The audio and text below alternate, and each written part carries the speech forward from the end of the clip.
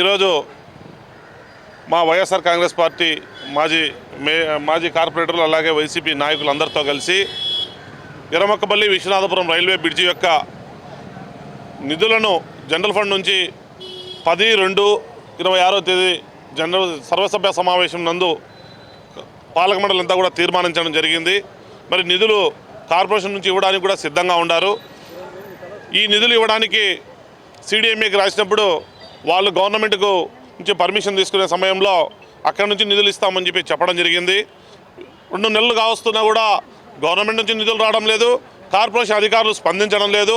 మేము ఈరోజు గౌరవ కమిషనర్ గారిని కలిసినప్పుడు నేను ఇవ్వడానికి సిద్ధంగా ఉన్నాను, మీ యొక్క సమస్య నాకు బాగా తెలుసు, అక్కడ ఎంత ఇబ్బంది పడుతున్నారు, ఎందుకంటే ప్రతిరోజు ఏ అవసరం వచ్చినా కూడా 5-6 కిలోమీటర్ల చుట్టూ తిరుక్కొని రావాల్సి వస్తుంది. దాదాపు 30,000 మంది జనాభా ఇబ్బంది పడుతూ ఉన్నారు. ప్రభుత్వం దీని మీద స్పందించాలా. అలాగే అతను కూడా మన జాయింట్ కలెక్టర్ గారితో మాట్లాడినప్పుడు కొంత పాక్షిక అమౌంట్ 1 కోటి రూపాయలు ఇచ్చి ఒక 4 బిల్డింగ్స్కు తొలగించి పనులు ప్రారంభించాలని చెప్పి కమిషనర్ గారిని కోరాము. మరి దానికి కూడా జేసీ గారు కూడా పర్మిషన్ తీసుకుంటామని చెప్పారు. ఏది ఏమైనా కూడా తక్షణమే మరి కార్పొరేషన్ చేస్తుందా లేకపోతే గవర్నమెంట్ చేస్తుందా, ఈ సమస్య అయితే చాలా సంక్లిష్టమైనటువంటి సమస్య కాబట్టి ప్రజల పక్షాన మేము ఈరోజు డిమాండ్ చేస్తూ ఉన్నాం.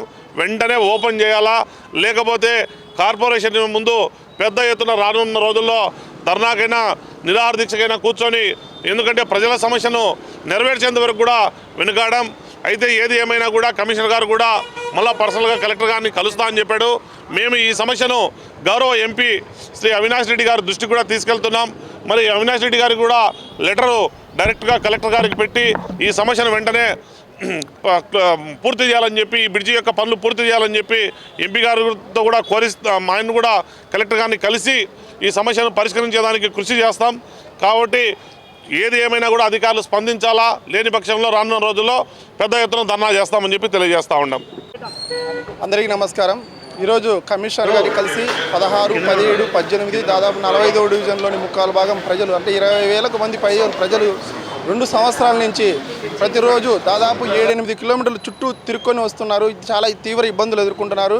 ఈ సమస్య పైన అప్పటి మా పాలకవర్గం ఫిబ్రవరి 10వ తేదీ జరిగిన సర్వసభ్య సమావేశంలో 3,58,00,000 జనరల్ బాడీ నిధుల నుంచి ఇవ్వాలని చెప్పి మేమందరం ఏకగ్రీవంగా తీర్మానం జరిగింది. అప్పటి మా కార్పొరేటర్లందరికీ కూడా మేము సన్మానించడం జరిగింది. సో ఈ విషయమై ఇప్పటికి కూడా దానిపైన ఎటువంటి స్పందన లేకపోవడంతో గౌరవ కమిషనర్ గారిని కలిసి మా మాజీ డిప్యూటీ మేయర్ నిత్యానంద రెడ్డి గారు, మిగిలిన కార్పొరేటర్లు, మా వైఎస్ఆర్ కాంగ్రెస్ పార్టీ నాయకులు అందరం కలిసి ప్రజల సమస్యను మా సమస్యగా కాకుండా ప్రజల సమస్యగానే చూసి వెంటనే యుద్ధ ప్రాతిపదికన దాంట్లో 3,58,00,000 పాక్షికంగా కొంతమేర నిధులు మంజూరు చేస్తే దాదాపు ఒక 3-4 ఇళ్లను తొలగించిన వెంటనే ఆ బ్రిడ్జి అండర్గ్రౌండ్ బ్రిడ్జి అనేది ఓపెన్ అవుతుంది. తద్వారా ఎవరికి ఇబ్బందులు లేకుండా రాకపోకలు జరుగుతాయి. ప్రజలందరికీ మంచి చేసిన వాళ్ళం అవుతాము. అధికార పక్షమైన ప్రతిపక్షమైన ప్రజలకు మంచి జరగడానికి ప్రయత్నం చేయాలని ఈ సందర్భంగా మేము ఆయనకు విజ్ఞప్తి చేయడం జరిగింది. ఆయన కూడా సానుకూలంగా స్పందించారు. ఈ విషయమై మీడియా మిత్రులు కూడా మా అధికారుల దృష్టికి మీరు కూడా వారిపైన ఒత్తిడి తెచ్చేందుకు మీరు కూడా కృషి చేయాలని ఈ సందర్భంగా తెలియజేస్తూ నాకు ఈ అవకాశం ఇచ్చినందుకు అందరికీ ధన్యవాదాలు.